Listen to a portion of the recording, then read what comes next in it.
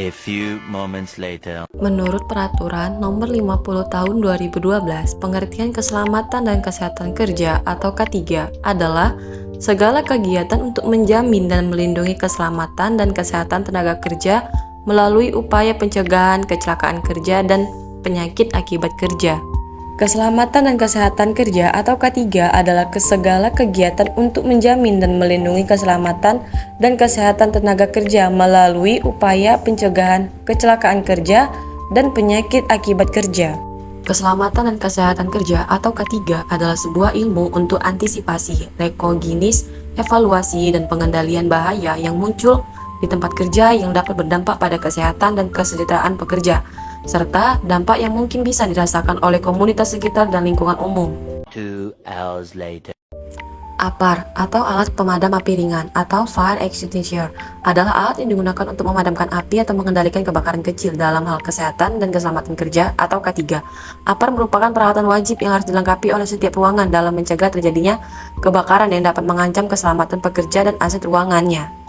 Fungsi utama dari APAR adalah memadamkan api saat terjadi kebakaran. APAR juga dapat digunakan untuk penanganan pertama saat terjadi kebakaran, mencegah api bertambah besar, dan mengatasi kebakaran dalam bentuk ringan. SOP atau Standard Operational Procedure adalah dokumen yang berisi instruksi atau pedoman yang digunakan sebagai panduan dalam menjalankan suatu proses bisnis atau operasional. SOP juga memiliki beberapa fungsi, antara lain yang pertama sebagai pedoman kerja, dan yang kedua dasar hukum, yang ketiga informasi hambatan kerja, yang keempat tolak ukur kedisiplinan, dan yang terakhir ada komunikasi. Ventilasi memiliki peran penting dalam K3 karena dapat membantu menjaga kualitas udara dalam ruangan. Berikut beberapa fungsi ventilasi K3. Yang pertama mengeluarkan kontaminan, yang kedua mengatur suhu, yang ketiga menyegarkan udara, yang keempat mengencerkan gas, dan yang kelima mencegah kontaminasi udara.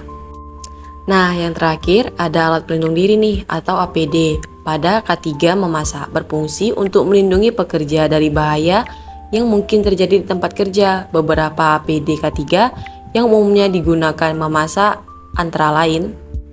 Nah, yang pertama ada pelindung kepala. Melindungi kepala dari benturan benda tajam maupun tumpul, percikan zat kimia berbahaya, dan area bertekanan panas tinggi atau suhu ekstrim lainnya. Dan yang kedua, ada pelindung wajah. Melindungi wajah dari percikan benda logam, api panas, radiasi sinar ultraviolet, dan debu. Dan yang ketiganya yaitu sarung tangan. Melindungi tangan dari bahan kimia berbahaya, panas, dan dingin. Dan yang keempat yaitu apron. Melindungi tubuh dari percikan benda cair maupun tajam. Nah, dampak apa sih yang terjadi jika kita tidak menggunakan sistem K3?